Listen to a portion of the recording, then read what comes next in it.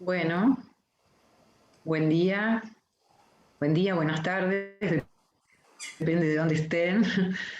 Bienvenidos todos y todas a este momento de tanta alegría que nos da lo que significa la presentación de un libro. Antes de comenzar con eso, les recordamos que estamos próximos al encuentro latinoamericano federal. No se lo pierdan porque va a estar buenísimo. Ya este lunes comienzan los cursos que están incluidos en la inscripción para aquellos que participen del encuentro. Eh, Así que esa también va a ser una fiesta. Y esta fiesta, que significa la presentación de un libro, siempre bienvenido, siempre, y que realmente esto ha sido, venimos incluyéndolo, ¿no? Como un ciclo, ya hace como un poquito más de 2 años, que vamos incluyendo la presentación de libros de miembros de la PPG y de colegas externos a la PPG o de otras instituciones. Y la verdad que es una verdadera fiesta porque, bueno, por ahí al decir de Gitric, Noé Gitric, que recibió un premio honoris causa en la UBA, la escritura es por un lado un espejismo, asedia y reclama, y por otro lado un madero al que uno se agarra en un mar de incertidumbres, nunca tan oportuno como esa expresión. Y la presentación de un miembro de la APPG, tan importante como Daniel Weisbrot, que presenta su libro Parejas en Análisis, 12 historias de la clínica, donde bueno, va a ser comentado por Alicia Levin y por Graciela Bianchi. Alicia Levin es psicóloga, psicoanalista y magíster en psicoanálisis, cofundadora del área Winnicott de la Escuela de Psicoterapia para Graduados y actual directora de posgrados en psicoanálisis de la Escuela de Psicoterapia y que tienen el convenio con UNLAM, expresidenta de la escuela, y ha escrito varios textos relacionados, todos en general, sobre los sufrimientos epocales. Graciela Bianchi, psicoanalista con publicaciones en revistas y libros colectivos, miembro titular de la Asociación de Psicología y Psicoterapia de Grupos y expresidenta de la asociación. Bueno, y a Daniel, lo voy a presentar, aunque todos lo conozcan, no importa, a todos los conocen, psicoanalista y escritor, miembro titular de la asociación, es titular, además de la cátedra del IPCB sobre escritura para psicoanalistas. Ha escrito varios libros, entre ellos es La alienación del analista y más de un otro. Es co-compilador de clínica psicoanalítica ante las catástrofes sociales y como escritor ha escrito 2 novelas. Una es Al volver la vista atrás y su última novela, La vida que cuenta. Este libro que recomiendo, Parejas en Análisis, y que además en el chat va a aparecer ahí la posibilidad de dónde adquirirlo, es un libro necesario, yo diría necesario, como todo lo que implica el recorrido de la clínica. Se ocupa de las fluctuaciones, de las diversidades, hace un recorrido clínico,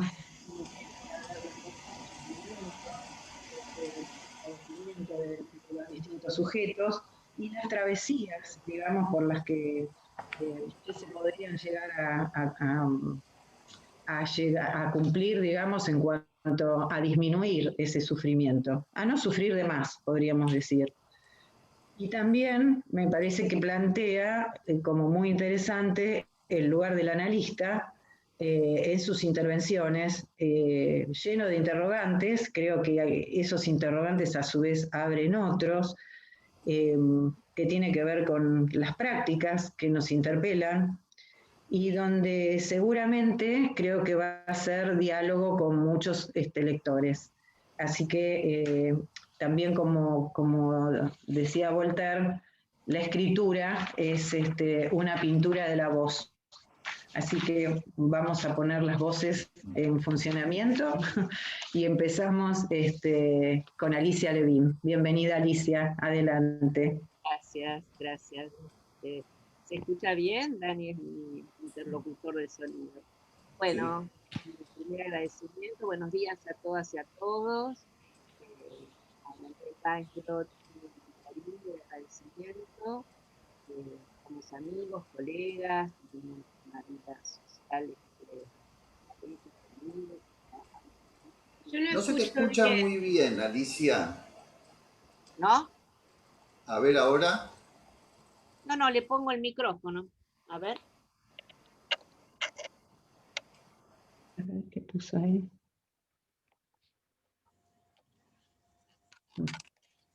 ¿Ahí se escucha mejor? Sí. Sí. Bueno, entonces vamos con estos objetos modernos. Es interesante, ¿no? Porque cada sesión y cada reunión institucional empieza con el se escucha. Sí. Bueno, nuevamente mi agradecimiento primero a Dani Weisbrot. Decía que compartimos trabajo, amistad, vida social, tenemos también un grupo de escritura.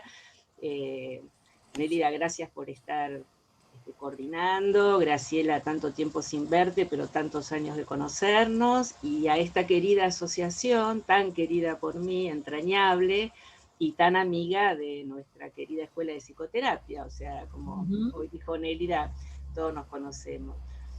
Tomaría esta primera palabra, la de Nélida, ¿no? Que es un libro necesario. Yo pensé lo mismo, Nélida, ¿no? Que tu libro, Daniel, además que hoy es el día del libro y que algunos nos enteramos esta mañana por el diario, así que nada mejor que festejar con la presentación de tu libro, Dani. Sí, yo pensé también que se hacía imprescindible, ¿no? Que hace muchos años los analistas empezamos a hablar de nuestras prácticas, no en los pasillos de las instituciones, cuando a veces teníamos una dificultad, hablábamos en los pasillos como que no fuera oficial, digamos, y en realidad hace muchos años que por suerte escribimos, hablamos, presentamos, así que en esto también va mi agradecimiento y lo imprescindible de hablar de la clínica. Parejas en análisis, 12 historias de la clínica. Para mí interesantes las reflexiones de Daniel, como siempre, pero en esta vez para pensar la elección de pareja y hacer libro de esto. Se pregunta él cuánto hay en estos vínculos de pareja de sobredeterminación y qué hay del espacio de lo nuevo, de la sorpresa, del acontecimiento. También hay que pensar que cada época, como plantea el autor, plantea ideales y a veces mandatos. Hay algunos trabajos acá de los 12 que tienen mucho que ver con mandatos culturales o mandatos patriarcales o simplemente la palabra mandatos que están presentes y cómo deshacer lo mortífero o lo repetitivo de estas uniones. En este sentido, cada época tiene demandas, ¿no es cierto?, sobre las uniones amorosas, en el mejor de los casos, amorosas.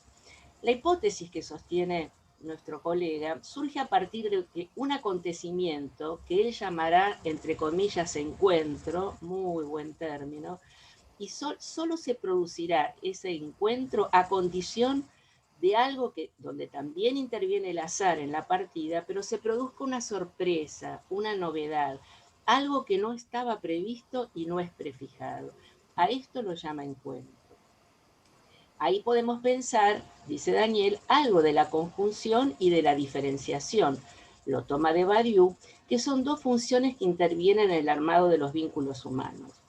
Un acontecimiento, entonces, y acá lo seguimos a Badiou junto con Dani, ocurre cuando adviene una verdad sobre una situación, una verdad que no estaba previamente, que no era anticipable.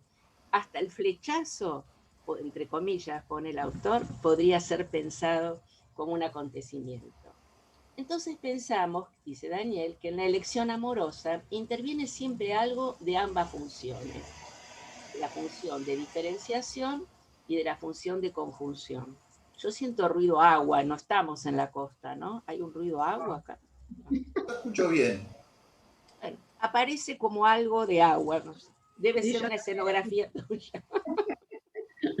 Las ganas deben ser. Algún micrófono abierto. Esta sería, por un lado, digamos, él trabaja muy bien la diferencia entre conjunción y diferenciación.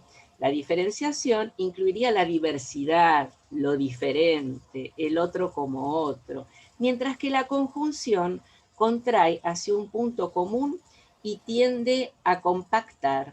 Entonces, la diferenciación expande, abre a un sinfín de posibilidades nuevas.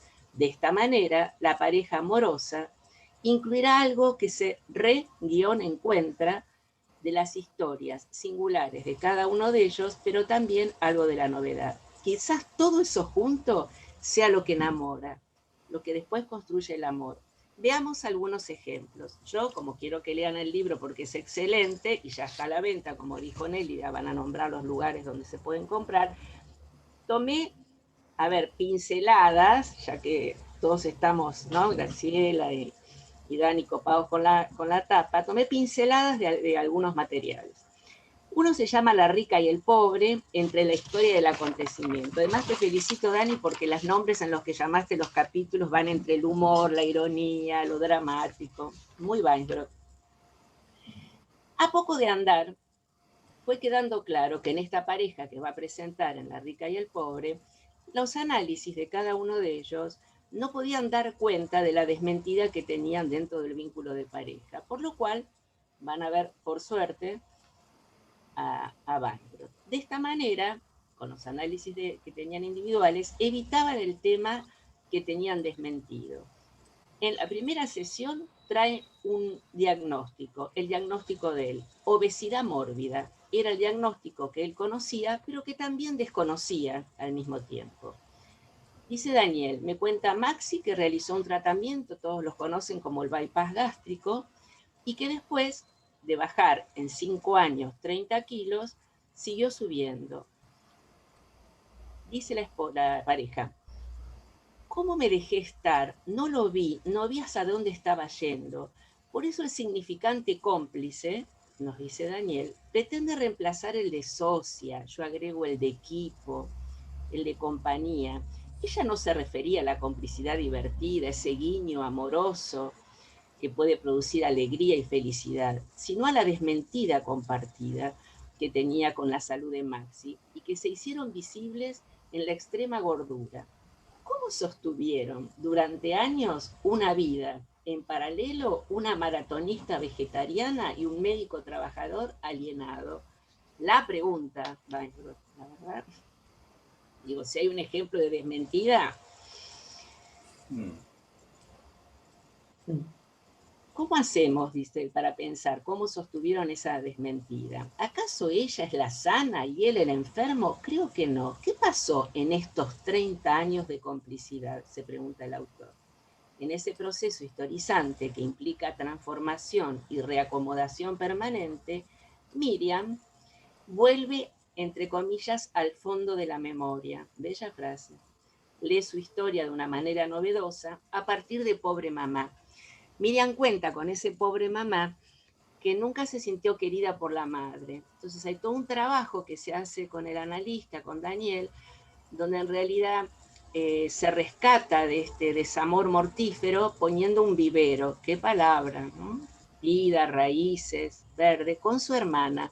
Nombre del vivero, nombre de la madre. Podríamos decir que se clausura esa repetición mortífera.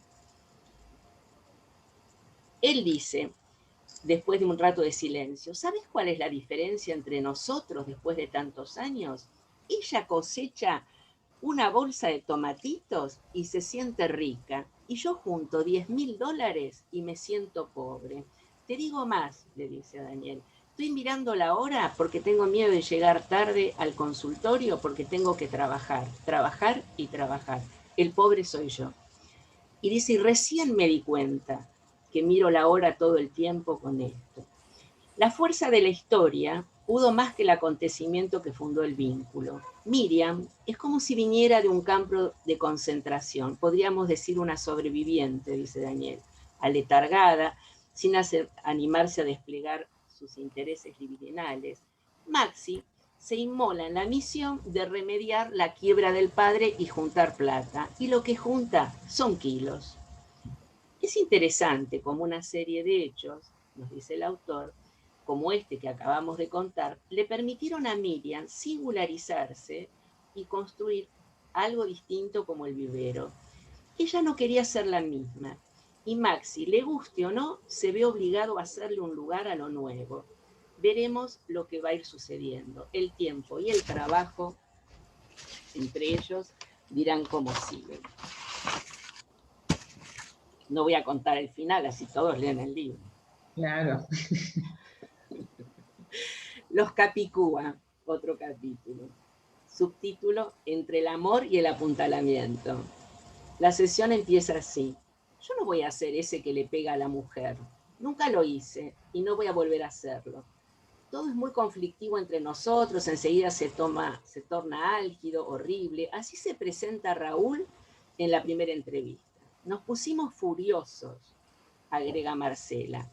Él me agarró del cuello y me empujó. Eso detonó la separación. Yo me estoy por alquilar un departamento porque la casa en la que vivimos es de él. Nos asustamos mucho, dijo Raúl. La situación se desató porque yo hago eventos en los boliches, publiqué en Facebook uno de los eventos, ella lo vio, se puso loca. Lo publiqué. Me empezó a gritar que yo quiero estar con otras minas, nos empezamos a pelear y la vi tan loca que decidí irme. Marcela me trabó la puerta, se puso adelante, gritaba, se agarraba la cabeza, se arañaba y decía, de acá no te vas y no podés salir. Déjame ir, esto se va a poner peor. La agarré de los brazos, la trataba de sacar, no lo permitía, la empujé, la agarré del cuello, un desastre. Marcela asiente. Luego aparece una historia de abusos sexuales en la vida de Maxi y de abusos de trabajo en la vida de Marcela. Y acá me gustó muchísimo esto, Daniel. Daniel dice, me aparece la idea de mal-être, Caes. Ya no el malestar freudiano que llena el mundo de neuróticos, sino el mal ser. Lo toma de Caes, es decir, la desazón, la caída de todo referente que sostenga.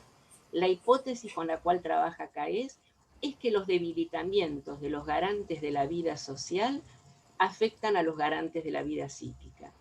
Dice Daniel, estos chicos, les surge esa palabra, así me surge nombrarlos, vienen de vidas complicadas, con familias sin ley, sin haber podido instalar, aunque sea la ilusión necesaria de una garantía cuidadora.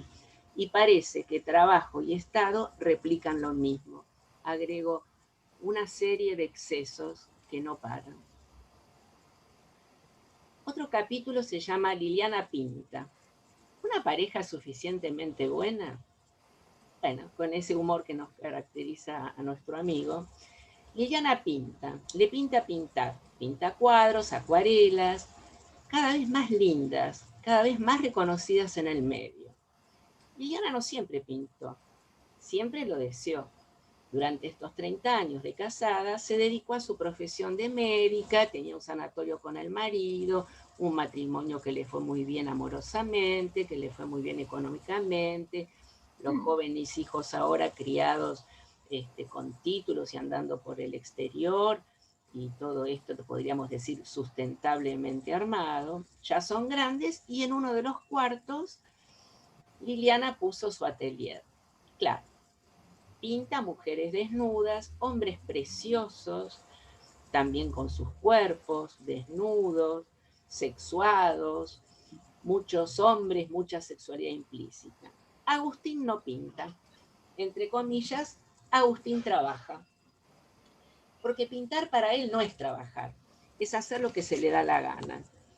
Es despreocuparte de todo, es abandonar la empresa familiar. Esto le dice Agustín a su pareja acerca de lo que para él es pintar. Agustín se queja de que Liliana pinta y estalla, otra vez esta palabra, no solo por lo que Liliana pinta, sino por los cuerpos de los hombres bellos especialmente y escenas sexuales. Ellos estuvieron, entre comillas, siempre juntos, desde el primer examen universitario en el que se cruzaron miradas nerviosas en plena adolescencia. Compartieron profesión, crearon empresa, como dije recién, los hijos son trabajadores, parecía una familia ideal. Y a ella se le ocurre pintar, dice él. Dice Daniel, los pactos y acuerdos de inicio de una pareja adolescente que tiene como sentido abrir la exogamia, poco tiene que ver con aquello que puede anudar entrados los 50 años de cada uno, siempre tomando esto como un caso testigo. La realización de ciertos ideales en torno a cómo queremos ser va generando en muchos casos una ampliación de ese horizonte. Daniel hace una aclaración necesaria. Me estoy refiriendo a parejas suficientemente buenas, donde nuestro querido autor Winnicott diría good enough, ¿no? Hasta ahí, no ideales, buenas. No entra en este análisis la situación de vínculos estallados, pero que perduran de una manera inerte. Intentamos pensar en aquellas parejas que funcionan como experiencia amorosa, o al menos funcionaron durante mucho tiempo con pasajes o periodos más o menos estables.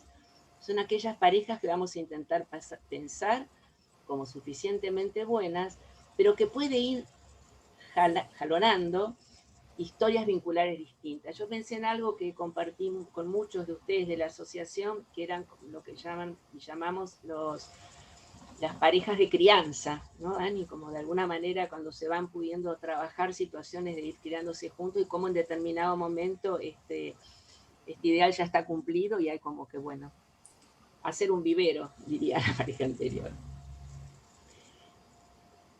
En otro capítulo vemos la promesa de Mariana, la intimidad adolescente interrumpida. Precioso capítulo. Era una tarde otoñal. Llegaba la noche, las dos familias se juntaron en la casa de los padres de Mariana para hacer un asado como todos los domingos. Ambas familias muy amigas, vivían en un country de Pilar. La casa de ella era más grande, más confortable que la que alquilaban los padres de él. El día previo habían festejado los 15 años de Mariana. Como todos esos domingos, Andrés y Mariana, hijos de estas dos familias, aprovecharon la oportunidad del asado para irse a la otra casa, la que estaba vacía, no la de los padres de Mariana, la que quedaba libre. Ahí armaron su romance. Ese día ella debía cumplir una promesa, ya había cumplido los 15. Esperaron a los 15 y tenía entonces, entre besos y abrazos, se cobraron otras dimensiones. Así vestidos y oscuras, apareció el esperma urgente de los 16 que tenía Andrés.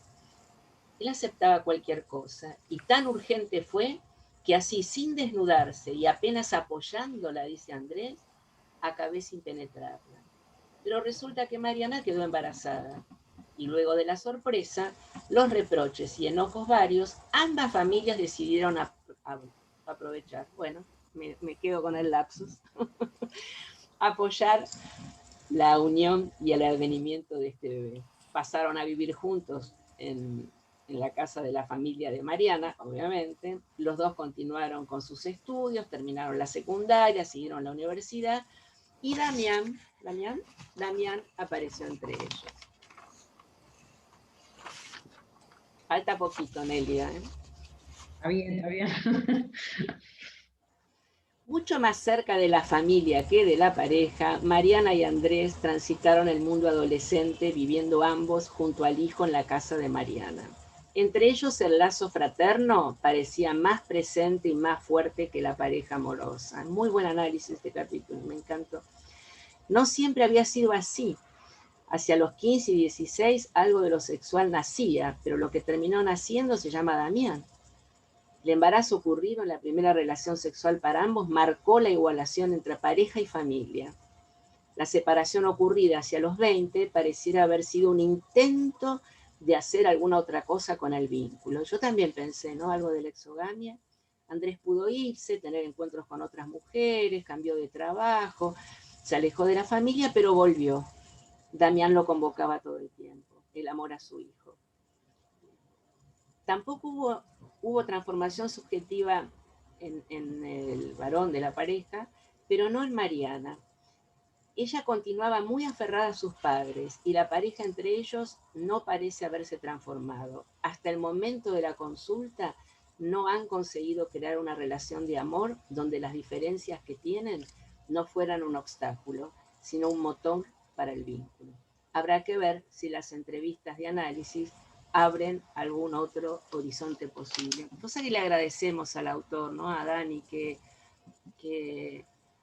no cierran los capítulos, nos abren preguntas, lo decía Nélida también, ¿no? Que es un libro que abre y convoca a seguir pensando. Estos extractos que tomé de Daniel a mí me permiten vislumbrar la riqueza narrativa que tiene el autor, los distintos conflictos de parejas desparejas, la precisión clínica que tiene Daniel para señalar el conflicto y la aplicación teórica con la cual estos conflictos adquieren racionalidad explicativa. En este libro, que aúna lo fácil de leerlo y la profundidad de todos y cada uno de los capítulos, la terapia de pareja, el análisis de pareja, se despliega en sus múltiples ejemplos. Para terminar, un minuto sobre la tapa, porque estamos todos con el tema de la tapa. Sí. Bueno, creo que después Patricio lo va a poner, pero para los que todavía no lo tienen, la tapa es una pintura maravillosa de Degas. Me dio más trabajo aprender sobre la tapa que aprender sobre el libro. Claro, se llama La Absenta, ¿no? Entonces, claro, cuando empezás a buscar en Colominas, Absenta, primero aparece que es un licor de ajenjo, que yo creo que es lo que está tomando la señora, Tania hace así, que creo que está tomando ese licor, que es una especie de caña, ¿no? Dani, me parece que es como una caña fuerte. Que fue prohibido después por el valor tóxico que tenía. Sí. Muy bien. Sí, sí. Ahora, la pintura, esta maravilla de expresión de ambos y esa mesa, ¿no?, que podría reunirlos o encontrarlos, absenta viene de absentar, me terminó enseñando Colomina. Y absentar quiere decir emigrar, desterrar, marcharse, irse, separar y huir. Nada más claro en la mirada de la pintura donde ella no está ahí, no está ahí. Así que bueno, gracias por tu libro y gracias por esta invitación. Muchas gracias. Gracias, Alicia, muchas gracias. Muchas gracias, Alicia. Muy bueno. Gracias a ustedes. Muy bueno. Bueno, Graciela, te escuchamos. Bueno, gracias por la invitación. Me encanta estar acá como oficiante de esta ceremonia que es la presentación de un libro, de este libro, que nos invita, y aquí, bueno, le agradezco a Alicia lo que ella aportó de la tapa. Yo pienso que desde la tapa nos invita a sondear el clima de parejas en análisis. La tapa nos muestra dos personas con miradas desencontradas, cuerpos desencontrados, tristes, como fuera de lugar. Pero la lectura del libro de Daniel es muy atractiva porque las 12 historias clínicas son relatos narrados con habilidad de novelista. 12 capítulos con un título que en general es alguna frase del relato que se destaca, mejor dicho, que Daniel destaca, recorta, selecciona, y así orienta hacia los que van a hacer sus comentarios y los que las diferentes teorías llevan a pensar. En ese sentido, me pareció interesante cómo focaliza algunos ejes a trabajar en cada caso que en principio no parecen los más obvios. Pero hablando de obvio, tengo que decir que este libro se escribió antes de que el mundo se pusiera cabeza abajo, se trastocaran las prioridades, se suspendieran los abrazos y que haya que adivinar la sonrisa con la boca tapada. Sin embargo, resulta vigente porque el libro acompaña con el monumental salto epistemológico, como dice Daniel, dado por Freud en el texto El malestar en la cultura, donde funda la noción de sufrimiento alejándose del campo de la psicopatología y advirtiendo que no hay forma de vivir por fuera del malestar.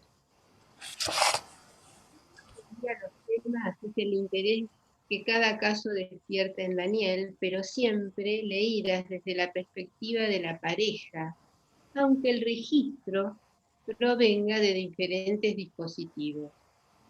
A veces escuchando a los dos que componen el vínculo de pareja, o las preocupaciones de un paciente por su vida matrimonial, o la dinámica de una familia tamizada por las vicisitudes de la historia de los padres, o el análisis de una película y un cuento de Cortázar donde la ficción aparece como contrapunto a una pareja actual. Entonces tenemos un primer plano del escrito que es la presentación del caso como un cuento atrapante, un segundo plano que es el comentario con las impresiones que despertó en el autor. Si no es así, nos dicen, la sola presentación de un caso corresponde más a un psicoanálisis aplicado. Y un tercer plano en el que recorre diversos conceptos teóricos. A mí me pareció que cada uno de estos planos está muy bueno, pero que lo que lo hace interesante es el entre, los puentes entre cada uno, los pasajes entre el relato en bruto, las impresiones del terapeuta y los recursos teóricos a los que recurre. De la mano de las ideas de Freud, Polanyi, Caes, Badiou, Winnicott, entramos en una espiral teórico-clínica que va hilvanando los capítulos, despojando los casos del carácter puramente anecdótico e iluminando la materialidad de los conceptos teóricos. Hablando con él, me sorprendió que me preguntara si lo había leído en el orden en que estaban, ¿no?, los capítulos. Y sí, lo leí en ese orden. Me parece que no da lo mismo cualquier orden, porque las distintas reflexiones se van encadenando a lo largo de los capítulos, a veces retomando algún caso con ideas que aparecen más adelante. De esta manera introduce desde el comienzo esta idea de una pareja suficientemente buena, que como un eco winnicottiano reverbera en toda la obra. Parejas suficientemente buenas, parejas en las que el juego entre la ilusión y desilusión fluye como el cauce de un río, a veces impetuoso, desbordante, otras calmo, apacible. Una pareja suficientemente buena es aquella que genera la ilusión de encontrar en ella todo, que reconoce en el enamoramiento un momento cumbre de esa ilusión, pero que al mismo tiempo soporta la andanada de desilusiones que se irán produciendo, ora más temprano, ora más tarde, en la medida que lo diferente y lo ajeno vayan haciendo su aparición. Porque suficientemente bueno es algo más que apuntalamiento, es también su agotamiento, algo que es bueno hasta ahí, con un tope. También la pregunta, ¿de qué hablamos cuando hablamos de amor?, interroga las diferentes presentaciones clínicas. Inspirado en Badiou responde, amor es esta experiencia de encuentro en la que se hace visible el contacto, la conjunción entre dos sujetos y al mismo tiempo su irreductible diferencia. Y así abre el camino para pensar cómo la conjunción lleva a la contracción de lo semejante y la disyunción a la expansión a través de la inclusión de lo diferente. Mientras la conjunción contrae hacia un punto común y tiende a compactar, la diferenciación expande y abre a un sinfín de posibilidades nuevas. Se podría pensar que en la elección amorosa interviene siempre algo de ambas funciones, Para avanzar en el entendimiento de cómo se produce la elección de pareja, hay que recorrer esa doble vía.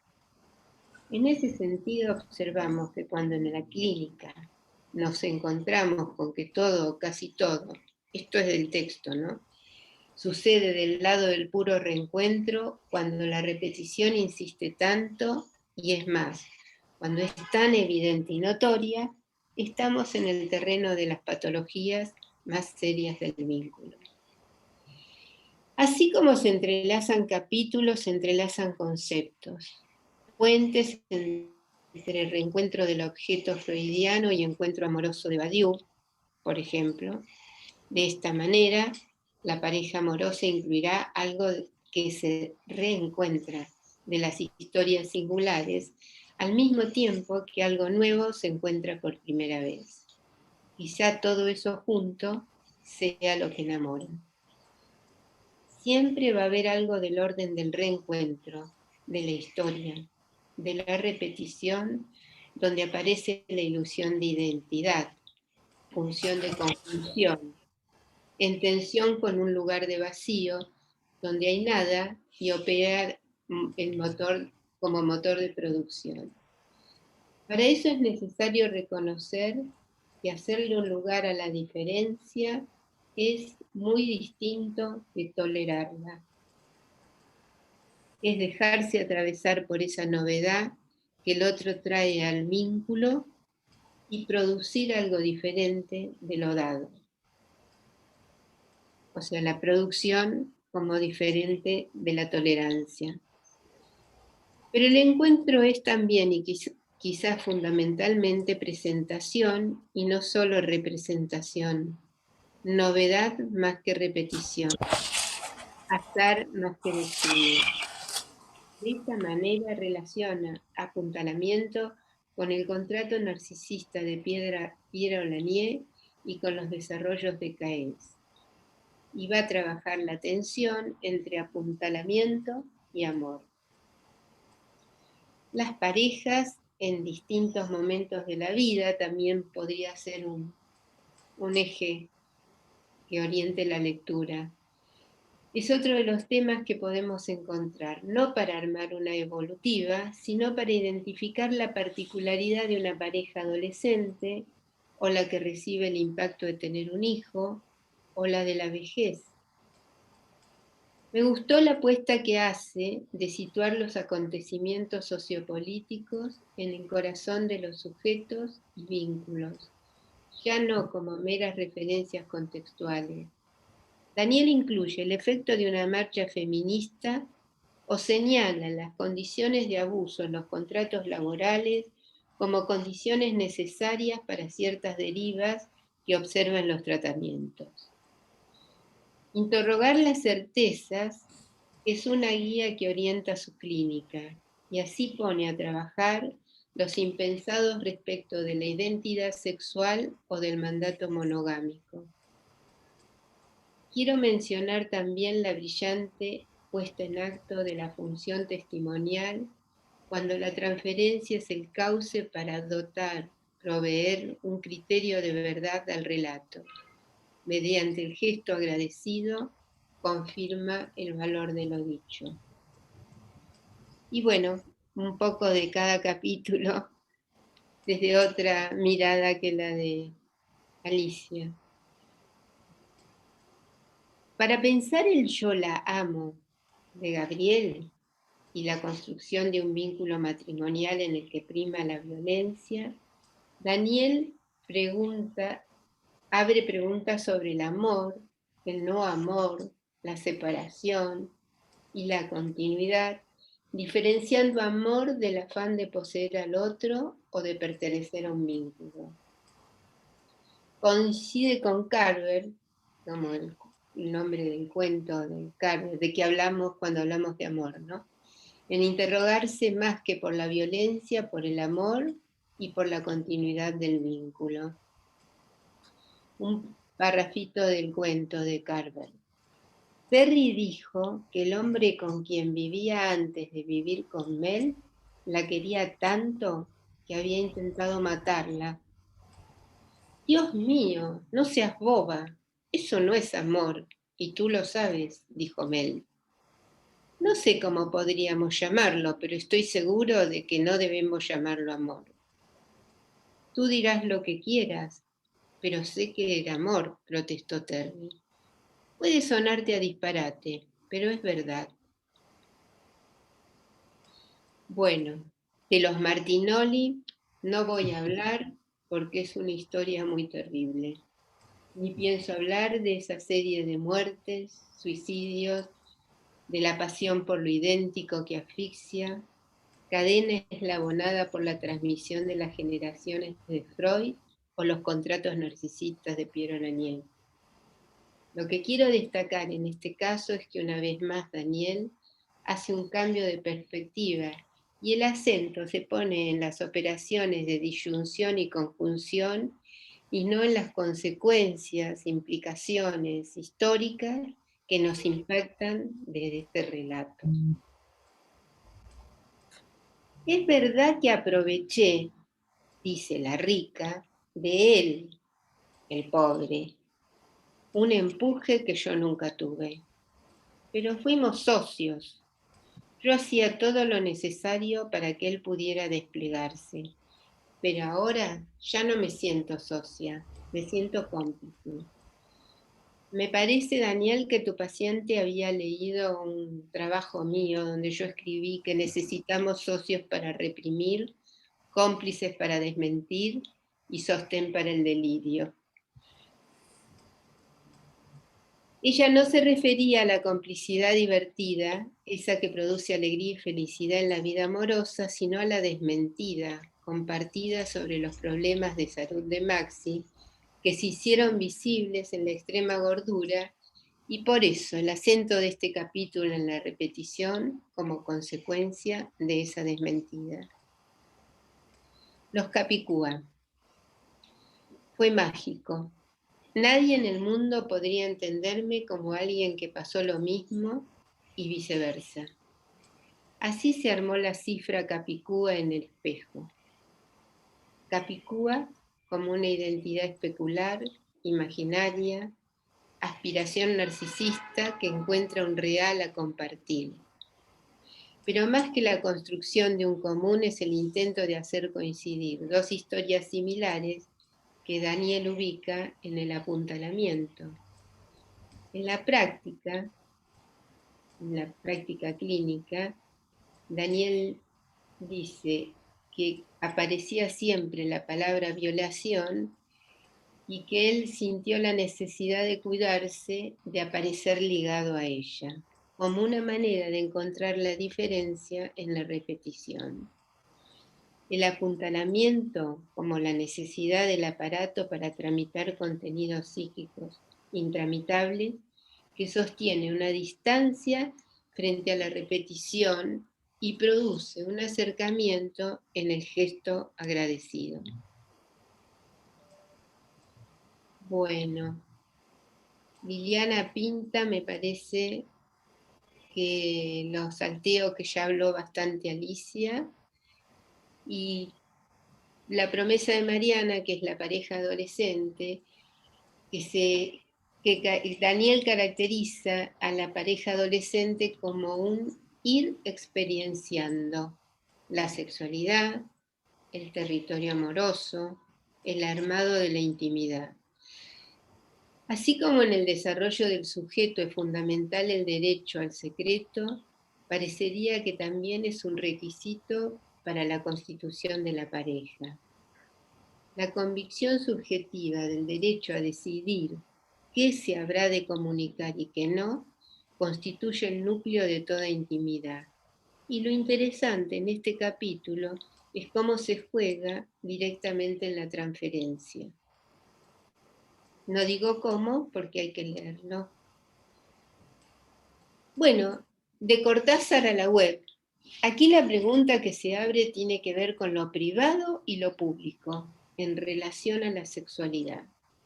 Entonces, los parámetros que definían la normalidad de una pareja tenía que ver con la heterosexualidad, la monogamia como tendencia, la convivencia y la generación de un ámbito privado para el despliegue de la sexualidad. Se plantearon como las condiciones básicas para dar pie a ese tipo de vínculo, pero terminaron siendo una suerte de mandamientos a cumplir y su no cumplimiento consistió en la patología. La riqueza de este capítulo para mí reside en que una vez que se desmonta de la escena sexual, lo que queda en pie es el discurso amoroso, discurso metafórico y escrito en los versos de Cortázar, discurso actuado como una performance en tiempo real en la pareja. Comienza con un texto de Cortázar, indiscutible expresión de la cultura, de la belleza, de la expresión metafórica del amor carnal, para ponerlo en tensión con el crudo relato de la exhibición de un video sexual, para preguntarse si las telarañas prejuiciosas de la moral llegan a impedir que se esboce la intención de comunicar y no solo la exhibición. Se incorporan aquí las formas de expresión electrónicas y mediáticas en vez de censurarlas. Y si Antonio y Julia recibieron unos cuantos miles de likes con el video, ¿no? ¿Cuántos habrá recibido Horacio en su pasaje por Rayuela, una de las novelas más vendidas en la historia de habla hispana, traducida a 30 idiomas, reimpresa todos los años, buscada por todas las generaciones jóvenes que se van sucediendo, en Buenos Aires, en Tokio, en Estocolmo, en Valparaíso? Antes era acostarnos y coger. Los efectos del nacimiento de un hijo en el vínculo de pareja es una cuestión en la que Daniel viene trabajando y lo ubica como novedad radical a tramitar y como tarea intersubjetiva para hacer el pasaje pareja a familia. Pero también la presentificación de lo otro en uno adquiere valor de novedad, tal como se puede apreciar en este caso. La marcha. Sensibilidad y empatía circulan a lo largo de este capítulo, atravesando los sujetos, los vínculos y los colectivos. El impacto de la precariedad laboral, del teletrabajo, como anticipación de lo que vendría en un futuro ya actual, y una marcha multitudinaria dan la oportunidad para representar el vínculo. Se muestra así cómo es difícil trazar una línea que separe los territorios micro y macropolíticos, tal como se venía pensando la realidad psíquica, y especialmente en el caso de la marcha, se puede registrar cómo el movimiento colectivo ofrece elementos para expresar otro decir y alterar las posiciones subjetivas.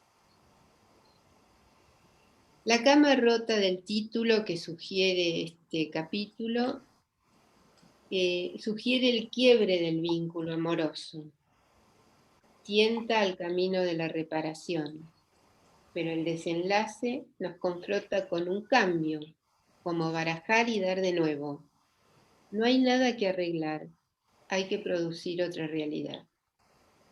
Para Caes, el destino de lo imposible en el armado del vínculo parece ser el pacto entre los sujetos destinados a negarlo.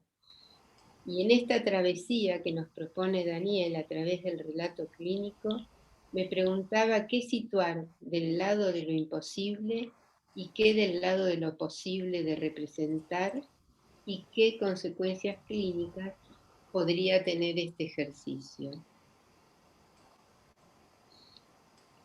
Lo que sigue está escrito a partir de una película, Le Weekend.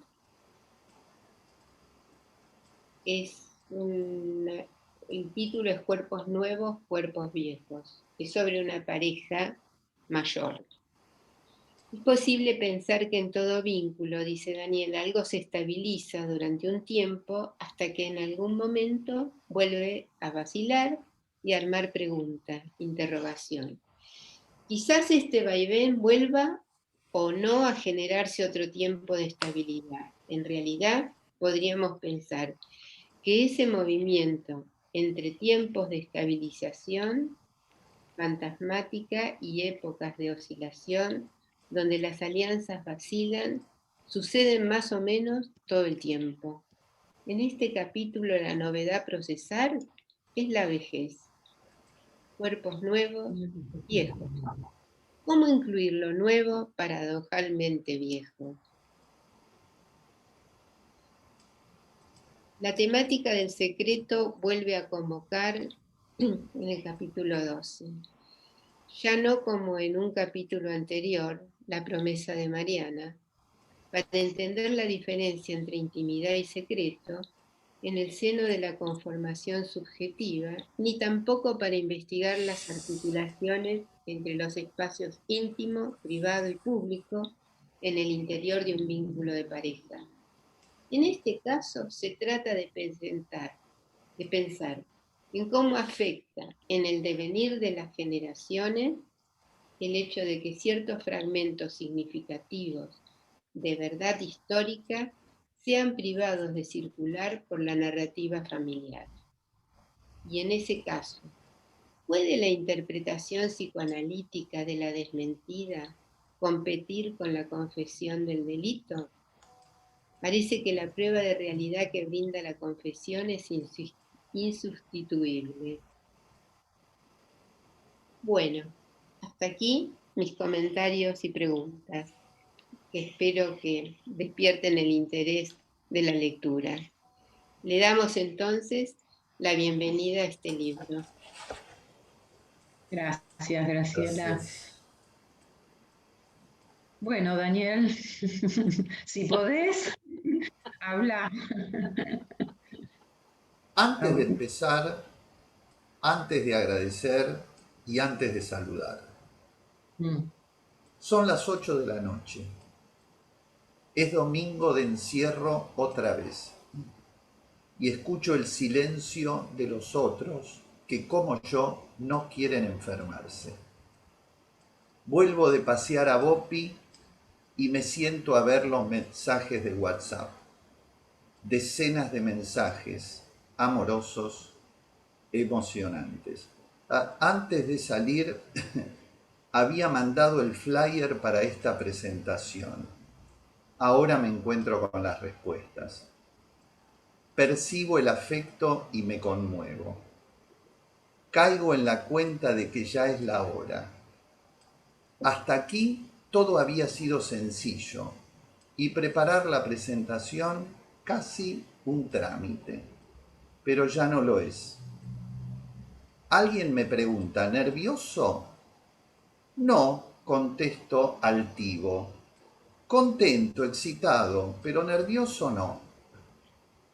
Sin embargo, alguna lágrima furtiva cae después de recibir un mensaje inesperado. Me encuentro con la tristeza de la espera de otros que ya sé que no llegarán. Pero sin embargo los espero. No quiero quebrarme el viernes mientras leo, me digo. Ojo con lo que vas a poner. Antes estas cosas no me pasaban. No sé si es que me estoy curando y entonces la emoción me encuentra y me noquea, o es que simplemente me estoy poniendo viejo. Dale, cerrá este archivo y abrí el del libro. Y ojo, acordate, ojo con lo que vas a poner. Aquí vamos. Hola, hola a todos y a todas. Agradezco muchísimo que estén acá. A Graciela, a Nélida y a Alicia por lo que fue diciendo. Me acordaba que muchas veces cuando voy a presentaciones de libros, a veces me da la sensación que los que presentan no leyeron el libro. No sé si les pasa. Era un juego que jugábamos mucho con Miguel Spivakov, a quien extraño mucho hoy. Nos sentábamos juntos y al rato de escuchar al comentador nos mirábamos y hacíamos así, ¿no? En esta ocasión claramente tanto Nélida como Graciela y Alicia leyeron muy bien el libro y les agradezco mucho el esfuerzo y la puntuación que fueron haciendo, que realmente me parece que dan cuenta de lo que hay adentro del libro. Ahora bien, quería contarles un par de cosas. En principio, este libro reconoce diversas escrituras. Por un lado, algunos capítulos tuvieron una primera versión en distintas presentaciones. Otros, en cambio, la mayoría, fueron escritos especialmente. Sin embargo, todos ellos fueron revisitados una y otra vez en la búsqueda de un objetivo: cruzar literatura y psicoanálisis.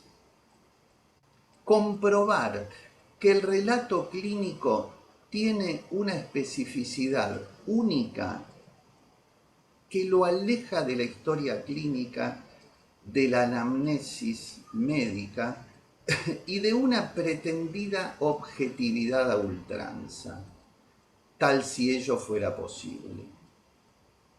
Pero además busca proponer una manera de pensar tanto la clínica psicoanalítica con parejas como la especificidad de su narración. Para ello tuve apoyos imprescindibles. Trabajé más de 2 años con Tamara Kamenshai en el armado lógico del libro. ¿Cómo cruzar lo literario y el psicoanálisis de pareja? ¿Qué del juego entre realidad y ficción? ¿Cómo contar la clínica respetando a toda costa la privacidad de los pacientes que atiendo? Menuda obsesión que mis colegas docentes y los alumnos de los talleres de la Cátedra de Escritura de la PPG conocen y soportan.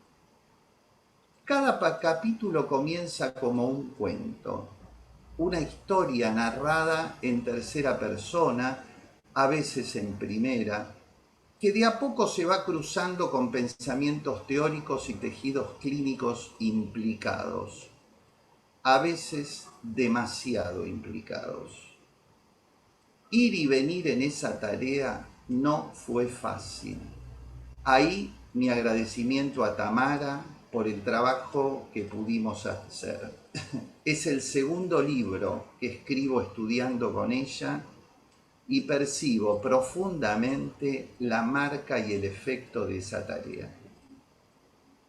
Cuando estuve a punto de considerar establecido el texto y mandarlo a la editorial, tuve la oportunidad de que lo leyera Daniel Escolar. Agradezco enormemente esa lectura minuciosa que me obligó a revisar muchísimos detalles que mejoraron notoriamente el texto final. Pero después de leerlo así de vuelta tuve que volver a corregir. Y ese es quizá el verdadero acto de la escritura. Miren cómo lo dice Liliana Hecker. Corregir no es otra cosa que ir encontrando el Moisés dentro del bloque de mármol. Ir encontrando el Moisés dentro del bloque de mármol. Y continúa. Ni la espontaneidad ni la velocidad son valores en literatura. Tantear, tachar, descubrir posibilidades, equivocarse tantas veces como haga falta, ir acercándose paso a paso al texto buscado. Ese es el verdadero acto creador. Lo otro, culmina diciendo Liliana Hecker, lo otro es estornudar. Pero también, como digo en el libro, este trabajo reconoce una red en la que se sustenta. 30 años de pertenencia a la PPG hacen que me sea imposible distinguir lo singular de lo colectivo. No puedo pensarme a mí mismo por fuera del atravesamiento por la institución que hoy nos aloja una vez más en esta presentación. Algunos de estos escritos fueron discutidos en sus versiones primeras con colegas de distintos lugares más allá de la PPG, a los que quiero agradecer. La Escuela de Psicoterapia para Graduados, presente a través de Alicia aquí, el Colegio de Psicoanalistas, Abdeva, el Grupo de Estudios de Colonia, Uruguay, que también los vi por ahí en el chat, durante 4 años vertiginosos de viajes continuos, cuando eso era posible. También a los colegas de la Asociación de Psicoanálisis de las Configuraciones Vinculares de Córdoba, que también me han recibido cada vez que los he visitado, a la Asociación de Psicoanálisis de Familia, Pareja y Grupo de Mendoza, a la Universidad de la Aconcagua. La discusión clínica con los colegas del equipo de familia y pareja del Ameguino, que superviso desde hace tantos años que ya no merecen ni ser contados. Ellos me aportan una riqueza de pensamiento difícil de encontrar en otros ámbitos. Y a mis 3 grupos de pertenencia de la PPG. Uno de ellos es Espacio, cuyo nombre tanto nos gusta, Cómo hacer psicoanálisis en el horror de esta profunda noche. A los colegas del Espacio Pareja, herederos y herejes, sobre todo herejes, del viejo departamento de pareja de la PPG, a los 30 años nuevamente compartidos. Quiero hacer una mención especial a mis amigos del grupo 5 Lobos, Gustavo del Chopo, Vicky Cohen, Graciela Bianchi, hoy a mi lado en esta presentación, y a Ricardo Gaspari, a quien desde hace mucho tiempo me gusta decirle que es mi hermano mayor. Encuentros entrañables con todos ellos entre el trabajo, el pensamiento y la vida. Quería también contarles la historia de la tapa. Hace más de 20 años, con Lili, mi esposa, teníamos muchas ganas de conocer París. Nuestros hijos ya estaban en edades donde podían quedarse unos días entre abuelos, y por fin nos animamos. Época difícil, mientras viajábamos, en Buenos Aires Chacho Álvarez renunciaba a la vicepresidencia de la Nación, iniciando una debacle que terminaría en helicóptero unos meses después. Una tarde fuimos al Museo de Orsay y vi por primera vez el cuadro de Degas que hoy ilustra la tapa de mi libro. Quedamos ambos muy impresionados y en ese momento pensé, si algún día escribo un libro sobre parejas, esta tendría que ser la tapa.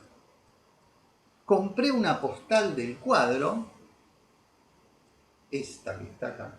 Ay, qué lindo. Ahora voy a mostrar la tapa del libro. Compré una postal de cuadro y me olvidé del asunto. El año pasado me puse a buscar ilustraciones para la tapa y me encontré con este cuadro y allí volvió el recuerdo. Y por supuesto, Lili tenía guardada la postal que terminó de armar el rompecabezas del recuerdo. Patricio, ¿podés poner un minuto, por favor, la imagen?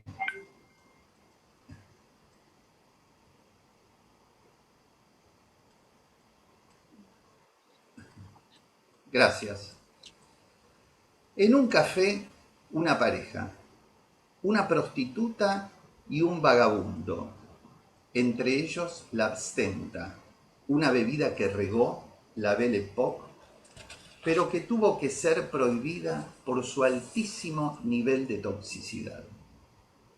Él mira, vaya uno a saber a dónde. Fuma, toma un café, quizá para bajar el exceso de la bebida. Ella, con su copa aún llena, es la imagen del ensimismamiento y la soledad. Pareciera no existir nada entre ellos, más que la ausencia y la desolación. Es un pequeño lienzo de 1 metro por 70. No pretendo entrar en el análisis profundo de la pintura. Solo decir que en la época en la que nacía la fotografía, el cuadro está pensado como una foto. De hecho, Degas se transformó después en fotógrafo. Fíjense que la pareja está en el extremo superior derecho y no en el centro, como solía pintarse hasta allí, con la mano y la rodilla del vagabundo cortadas, con las mesas que no tienen soporte alguno, pero sobre todo con las expresiones brutales de los rostros. El impresionismo así estaba naciendo. La obra causó un escándalo por mostrar con una audacia hasta ahí desconocida la degradación social. Las líneas oblicuas que muy brillantemente las autoras de la tapa quisieron seguir con el título. Esas líneas oblicuas, esa perspectiva que da lugar a una sensación de deslizamiento y de inestabilidad. Una prostituta y un vagabundo de alguna forma emparejados. El alcohol, el vacío de esa botella y de esos rostros. Podés sacarla, Patricio, gracias. ¿Acaso no son estos los rostros con los que muchas veces nos llegan las parejas a las consultas? ¿No es esa inestabilidad estructural la que impregna el sufrimiento que los aqueja?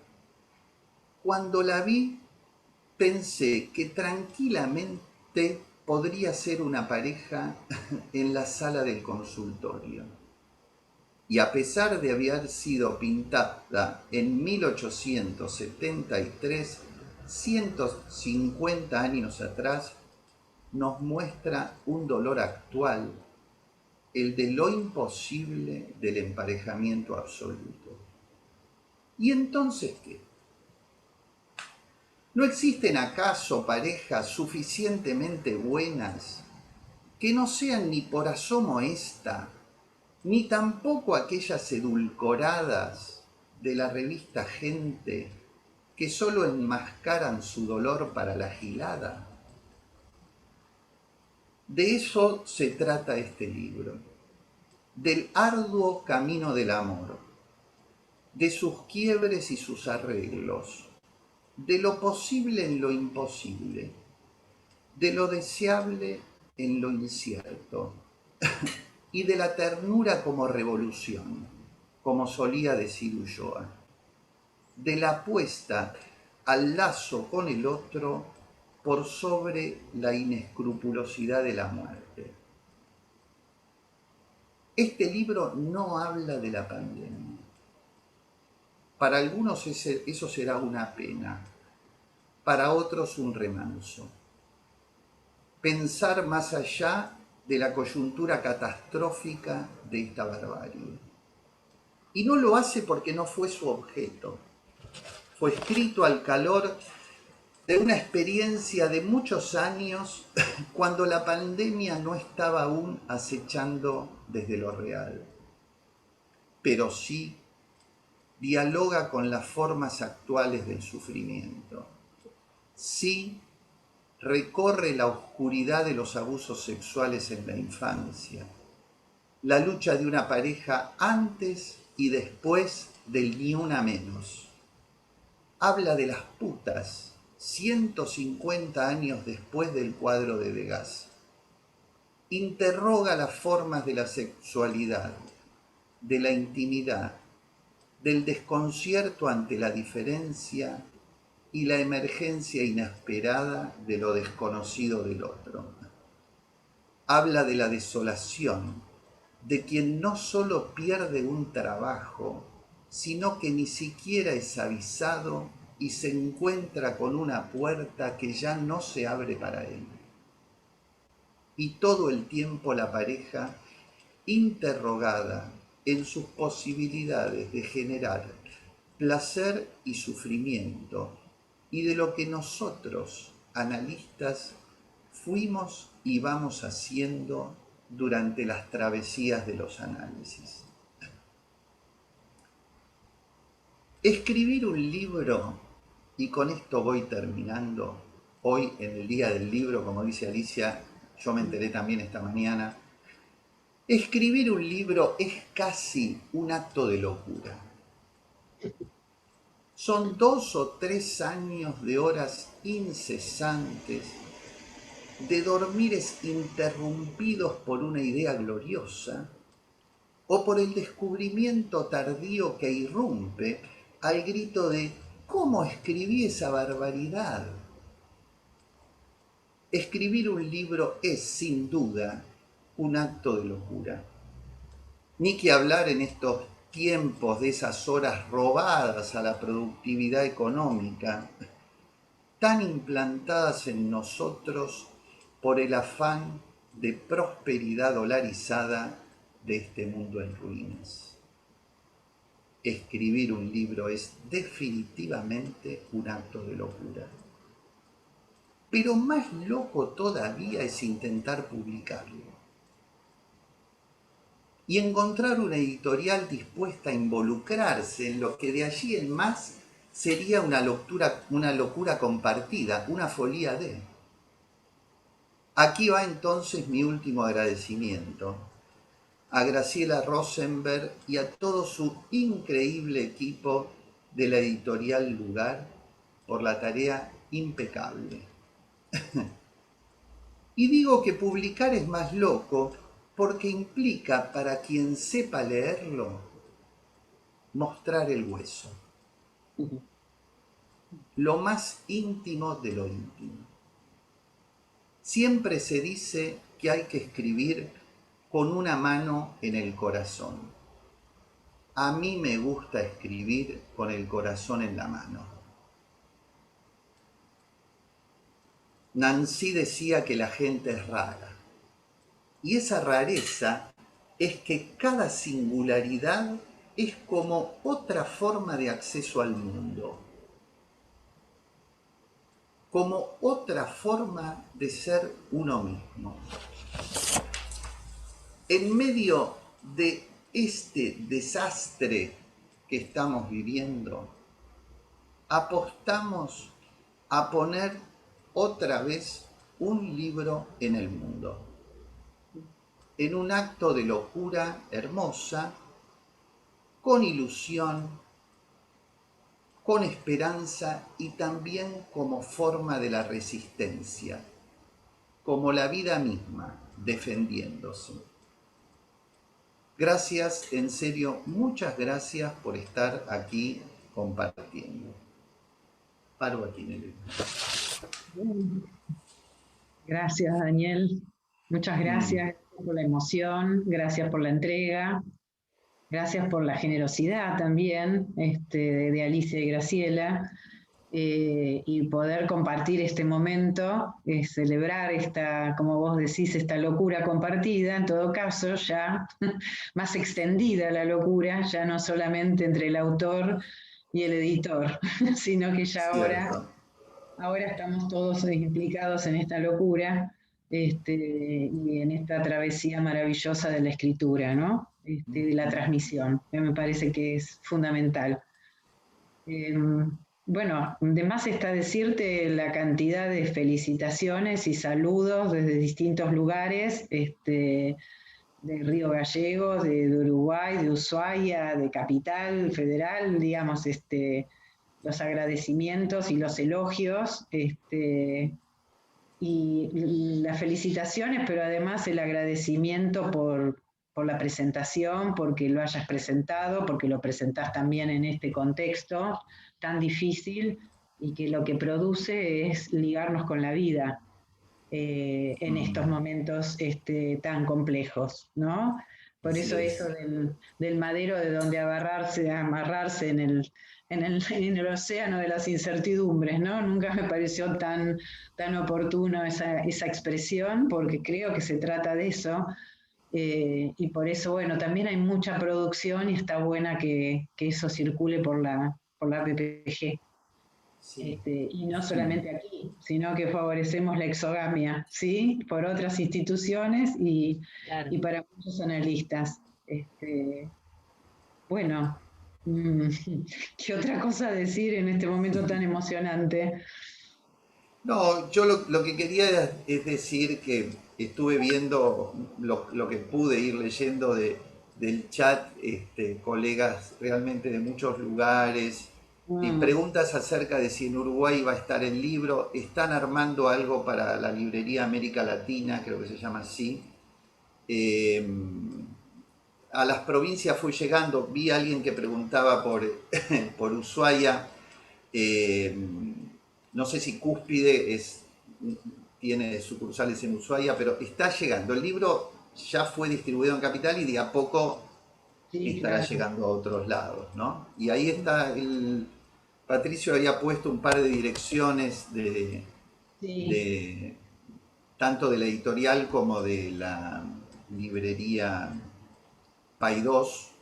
Y una cosa especial que vi varios colegas de España, de México, y un gran amigo, colega de Israel, que es un agradecimiento especial por estar acá a todos ellos, ¿no?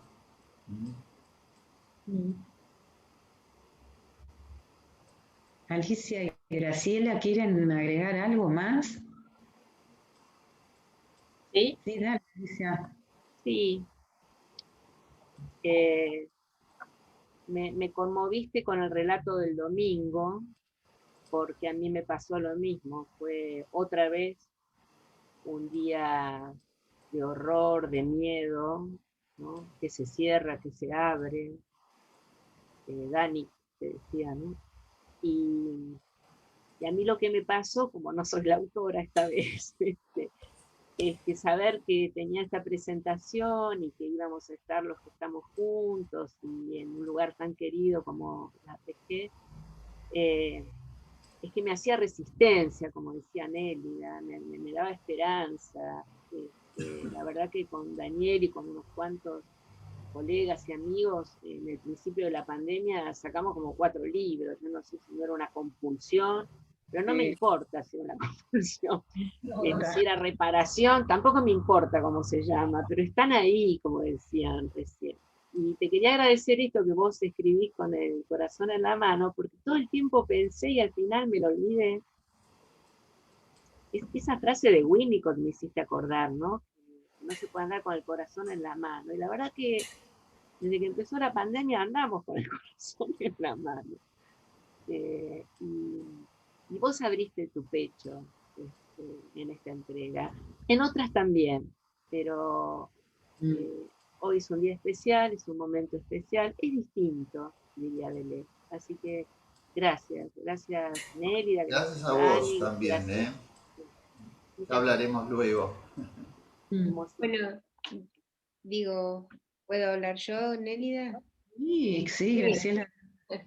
Bueno, también para mí tener este encuentro hoy fue muy importante. La verdad es que en medio de la catástrofe aparecía esto como algo, como una alegría, ¿no? Y bueno, felicitarte por el libro, no, en la presentación no te felicité. Me parece que está bueno para la transmisión, para la transmisión del análisis de pareja. Y bueno, suerte con la distribución. Gracias, muchas gracias. Gracias. A rodar, que pueda rodar. A rodar, sí. A rodar. Sí. Bueno, ¿Querés agregar algo más? ¿Te parece que cerramos No, acá? me parece que ya estamos y que es muy lindo compartir entre amigos y el agradecimiento, Nélida, en tu nombre como presidenta de la PPG, a la institución que permitió armar esto y bueno, y a todos los colegas y amigos que estuvieron acá. Un placer, la verdad, un placer. Un placer, Daniel. Alicia y Graciela, una inmensa alegría haberlas escuchado y un agradecimiento también. Y un aplauso, aunque sea virtual, que podamos hacer. Pueden abrir los micrófonos. Claro, para que escuchen un ratito, a ver si se puede. Y no es tan fácil para Sí, mí. Entonces, bueno, suerte, gracias y chau, Gracias chau. a ustedes. Chao. gracias Gracias a a ustedes. todos. Muchas gracias por estar, realmente. Muchas gracias.